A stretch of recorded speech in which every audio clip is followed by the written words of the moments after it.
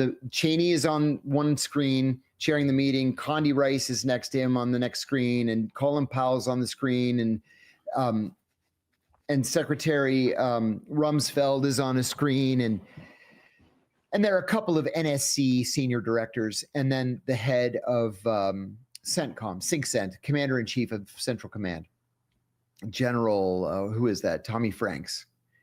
And so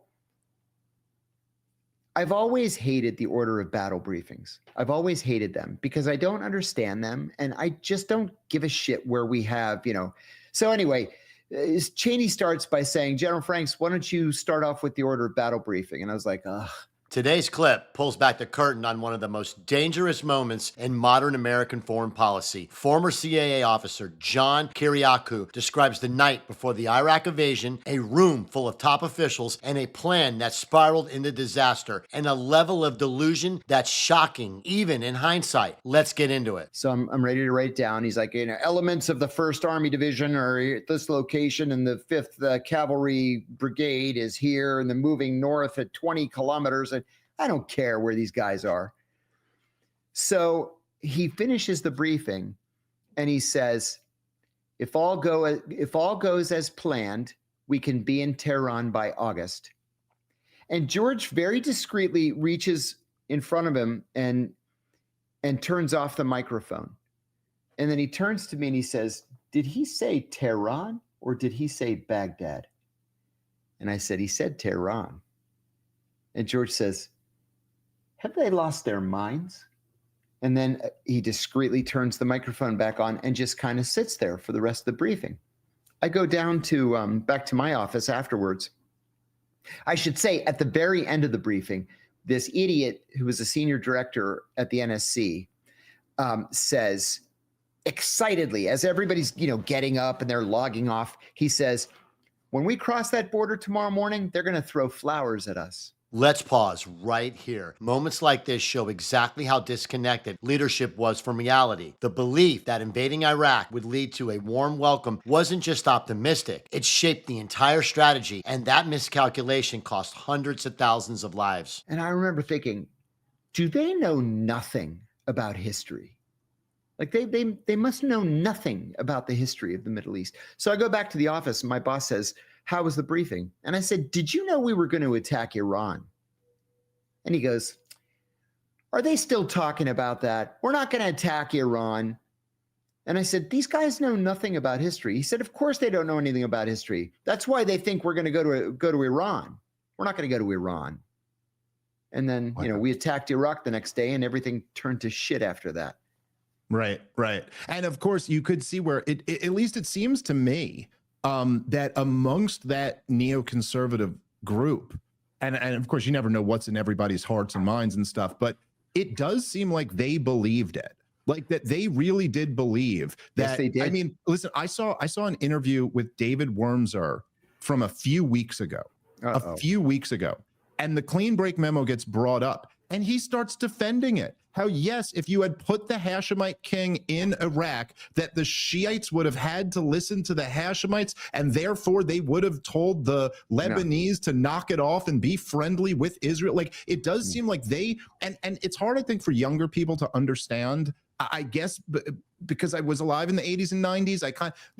I think there was a feeling, particularly after the first Persian Gulf War, where it was like in the unipolar moment, like, this is America. If we want to topple Saddam's regime, we'll topple them immediately. We'll move on to Tehran next year. And then, like, whoopsie, nobody saw like a civil war where 1 million people get killed breaking out and the whole thing being a catastrophe. But it at least seems to me that, like, those people were actually that stupid. Yes, they were actually that ignorant of history and thought we were going to be greeted as liberators. Willful blindness really is what it was. Like, how could you not think that 2 million people are going to end up dead by the time you decide to finally leave? Like, how could you conclude anything other than this is going to be a disaster and millions of people are going to die? And on top of it all, Saddam Hussein, like him or hate him, like his politics or hate his politics, was literally the only Sunni bulwark against Iran. And if you're, the king of Bahrain or the emir of Kuwait or the king of Saudi Arabia, and your population is small and you're petrified of Iranian expansionism, the only thing that's going to protect you is a Sunni leader in Iraq. When I first started as an analyst, I was an analyst on Iraq for the whole first, 7 or 8 years of my career. This part is important. He's laying out something people forgot when they look back at the moment. Saddam wasn't just a dictator. He was the only Sunni counterweight to Iran. Removing him didn't change Iraq. It reshaped the balance of power across the entire region. And our analytic line was that, yeah, Iraqis would probably be very happy to see Saddam go, but they would also be very happy to see him replaced by a Sunni military junta, right? Where there's no clear person in charge, but it's a bunch of Sunni generals who are going to keep the Iranians off everybody's back, but are going to allow some degree of freedom and respect for human rights among the populace. And that never happened. Right. So what was your take like in those days about the relationship that Israel had with all of this? Because obviously, I think sometimes almost like this debate, it like gets into semantics, where people will be like, was it Israel's war? Was it our war?